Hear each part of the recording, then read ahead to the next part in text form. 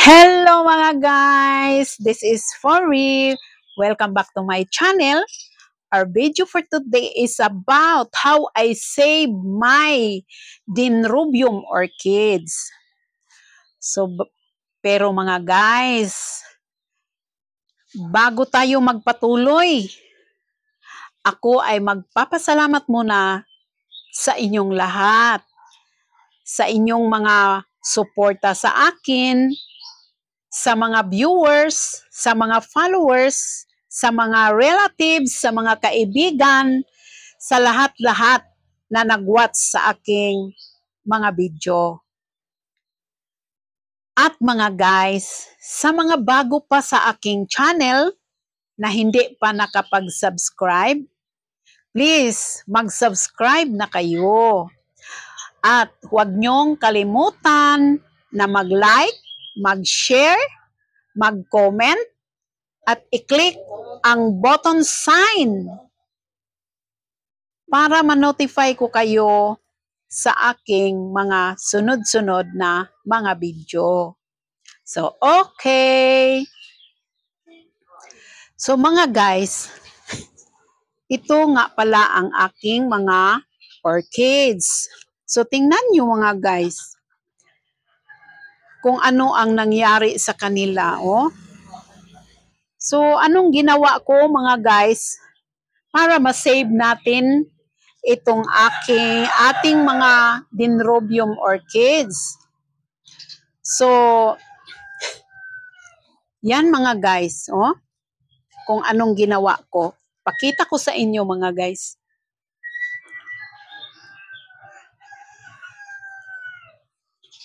Yan mga guys, oh. Tingnan nyo. So, para ma-save ang ating mga orchids mga guys, ang ginawa ko ay nilagyan ko ng mga coconut husk yan, oh. Pati yan. Nilagyan ko ng coconut husk para ma-save natin itong ating mga Dendrobium orchids. Kasi alam nyo mga guys, noon ay nakataputra ang ating mga orchids dito sa kahoy. So yan, kita nyo ang kanyang mga ugat mga guys, na natutuyo silang lahat. So pati itong kanilang mga dahon natutuyo. Kaya wala na silang dahon katulad niyan mga guys, oh. Yan. So isa na lang ang dahon na naiwan, no? Yung iba wala ng dahon. Ito mga guys, oh. Yan. So, walang dahon. Ito man naman mga guys, nagsimula ng nag-yellow. Matutuyo na yan siya guys.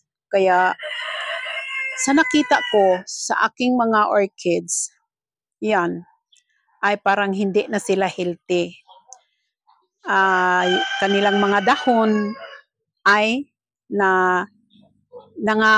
nangahulog mga guys dahil natutuyo. Kaya naisipan ko na ganito ang gagawin ko para ma-save ko silang lahat, no?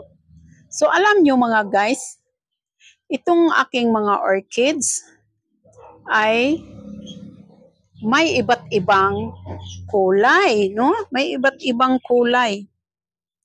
So dito, meron pa naman akong nabili na tatlo na galing sa isang known shop sa mga flower. Nabili ko galing Thailand daw. So itong tatlo. Kaya nang tumaas ang init dito sa amin ay biglang nagkaganito ang kanilang mga hitsura, no? Hindi na sila healthy mga guys. Akala ko pa naman ay magbibigay na sila ng mga bulaklak katulad nito mga guys, oh. Pakita ko sa inyo. Ito mga guys, oh. Pag ganyan na ang kanyang punuan mga guys, parang lumalaki na, lumulubo na yung punuan mga guys, yan, ay magbibigay na yan ng bulaklak. Pati ito yan, oh. Magbibigay na yan ng bulaklak. Kay lumulubo na ang kanyang punuan. Pero mga guys, ang nangyari ay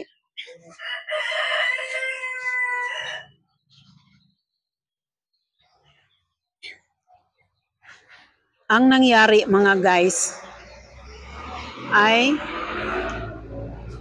naubos ang kanilang mga dahon dahil natutuyo ang kanilang mga dahon pati ang kanilang mga ugat, no?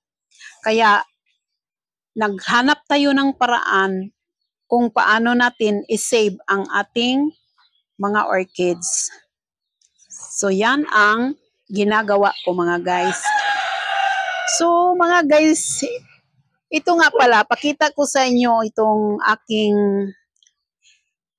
tinaniman ng aking mga orchids. So ito, kita nyo to mga guys. Yan. So ito ay mga ugat ng punong kahoy. So yan.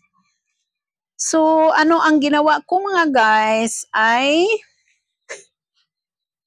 iyan ang kaniyang mga ugat. So iyan ang kanyang puno. Yan. So ang ginawa ko, ako siyang gibalintong, onya akong siminto ang lubot dito para naa siya'y pundasyon nga dili siya mahayang mga guys. Oh, tingnan nyo yan mga guys. So, yan. Dahil sa mga guys, sayang ang isang punong kahoy na ating itapon at maggamit pa natin mga guys, no? Magamit pa natin. So katulad nito, nilagyan natin ng mga orchids. Kaya yan, ang mga orchids ay gusto nila yung parang nakahang sila, no? Para silang nakahang. So, yan guys, sinave ko ang isang kahoy na, itong kahoy pala mga guys ay natumba siya mga guys. Kaya kinuha ko at ginawa kong taniman ng orchids. So sa ganitong paraan mga guys, save na tayo, no? Kasi hindi tayo, isa lang ang nagamit natin. So hindi na tayo bumili ng maraming mga pot, no? Kasi dito na lang natin sila itanim, no? At saka mga guys, pag namulaklak na itong mga dendrobium natin, ay para siyang kahoy na namumulaklak, no? Para siyang kahoy na namumulaklak. Kaya nag-expect ako noon mga guys na sa ngayon ay mayroon na silang mga bulaklak. Kaya dahil sa sobrang init ay natuyo ang kanilang mga dahon. So mga guys, sa ganitong paraan, save tayo, then simple lang ang pagtanim, no? Kasi lang, ato ra nang ipatapot diri mga guys, no? Ipatapot ra nato ang atong mga orchids dinhi. Dayon bigyan ra natin ng tubig sa 2 beses ng isang araw, sa umaga at saka sa hapon. So buhay na yan sila mga guys. Basta hindi lang matuyo ang kanilang mga ugat at saka yung kanilang mga dahon. Yan. So mga guys, so pakita ko sa inyo, tingnan nyo. Napakasimple sa ganitong paraan mga guys. Oh. Simple. Yan. Oh. Simple. Pero pag namulaklak na ang mga orchids natin, ay napaka ganda. So, yan mga guys. Yan lang ang ma-share ko sa inyo tungkol sa aking Dendrobium orchids.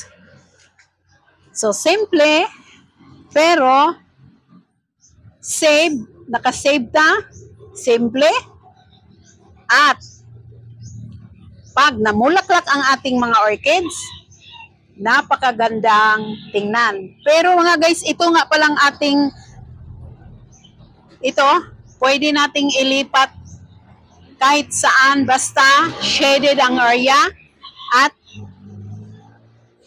mailaw ang paligid. At kung nasa mainit mga guys, lagyan nyo ng net sa itaas. So, okay mga guys, yan lang ang ma-share ko sa inyo tungkol sa aking mga Dendrobium orchids. Kung paano natin sila na-save. So, okay. Thank you for watching.